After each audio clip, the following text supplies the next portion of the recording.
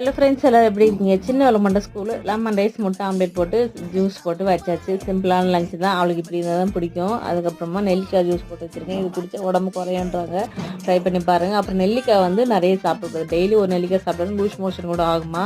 அதனால் ரொம்ப கம்மியான அளவு தான் எடுத்துக்கணும் அப்படின்ற மாதிரி சொல்கிறாங்க. ட்ரை பண்ணி பாருங்கள், உங்களுக்கு செட் ஆகுதா இல்லையா அப்படின்ட்டு. ஒரு காலையில் சாப்பிட்ட சேமியா, ஒரு சேமியா கிண்டி 4 பேர் சாப்பிட்டோம்னா பார்த்துக்கோங்களேன். தேங்காய் பழம்லாம் வச்சு சாப்பிடும்போது டேஸ்ட் சூப்பராக இருக்கும். அதுக்கப்புறம் இந்த செடி வச்சு பார்த்தீங்களா, அதுவுமே நல்லா முளைச்சி வந்துடுச்சு.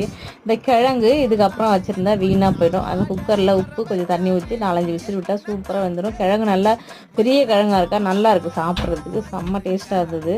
அதுக்கப்புறம் பப்பாளி பழம் கட் பண்ணி வச்சுட்டா போக வர இந்த மாதிரி ஒன்று ஒன்றா எடுத்து சாப்பிட்டு காலி பண்ணிவிடுவாங்க. அப்புறம் இந்த மசாலா சுண்டல் யாருக்கெல்லாம் ரொம்ப பிடிக்குன்னு சொல்லுங்கள். தேங்காய் தண்ணி இதெல்லாம் எடுத்து வச்சுருக்கேன். போக வர அப்படியே கொஞ்சம் கொஞ்சமாக குறைச்சிட்டே இருப்பேன். காய் வெட்ட கஷ்டமாக இருக்குது அப்படின்ட்டு கண்ணாடி போட்டு காய் வெட்டின்னு இருக்கா பாருங்கள். உங்கள் வீட்டில் என்ன சமையல் சொல்லுங்கள்.